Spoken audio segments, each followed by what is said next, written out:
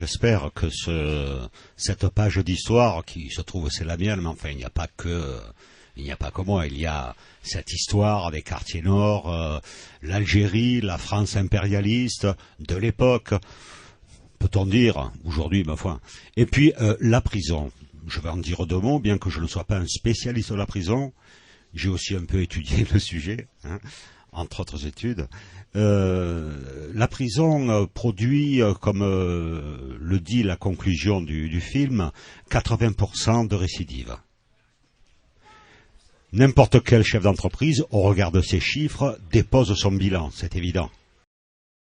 Il y a quand même 60 ou 90% de la population carcérale qui, voilà, c'est des petites peines comme ça que tous les jours on colle en tôle avec des nouveaux délits, on crée du délit à tour de bras pour construire de plus en plus de prisons, agrandir le parc pénitentiaire, et on se rend compte que ce sont que des sociétés privées et que le marché de la punition est une entreprise florissante, et que de l'autre côté, donc du côté de la soi-disant liberté, nous autres, les proches et les familles, tous les jours, on vit ce que nos proches vivent de l'autre côté, quoi.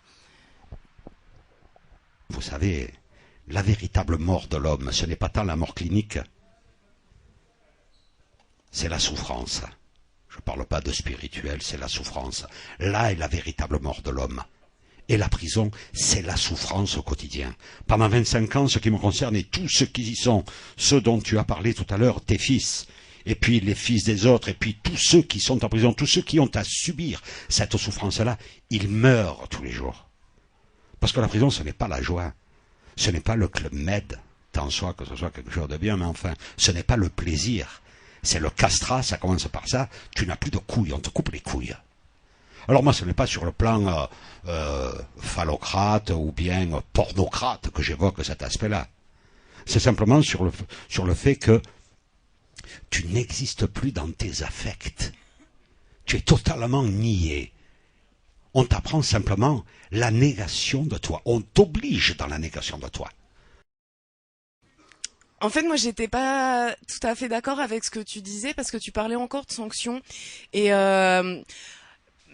en fait, moi, pour moi d'être abolitionniste, c'est pas juste d'abolir la prison, c'est aussi de penser que des situations problématiques, quelles qu'elles soient les plus graves comme celles que tu évoquais avec ce fait divers, mais qui peuvent être aussi considérées comme des petites choses, sont des situations problématiques, mais que on a plein de façons de les résoudre. Il y a plein de moments où on les résout sans penser à la sanction. Et pour moi, c'est ça d'être abolitionniste, c'est de se dire des situations problématiques dans toutes les sociétés. Dès qu'on est des groupes, dès qu'on est plusieurs êtres humains qui vivent ensemble, on en aura. Mais la prison, ça fait que 2 siècles que ça existe. Ça fait que 2 siècles qu'à un moment donné, il y a des gens qui ont pensé la prison, qui ont construit des murs. Et donc, voilà, on est des êtres humains, on peut inventer le pire. On a inventé le pire dans l'histoire.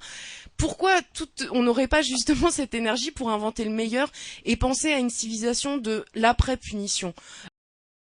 Et comme le dit, je crois, Thierry Lévy le dit ça, je me souviens plus, il dit les gens, contrairement à Charlie Breuer, les gens aujourd'hui n'aiment pas la liberté. Ils n'aiment pas la liberté. Ce qu'ils aiment, c'est la sécurité. Ce n'est pas pareil.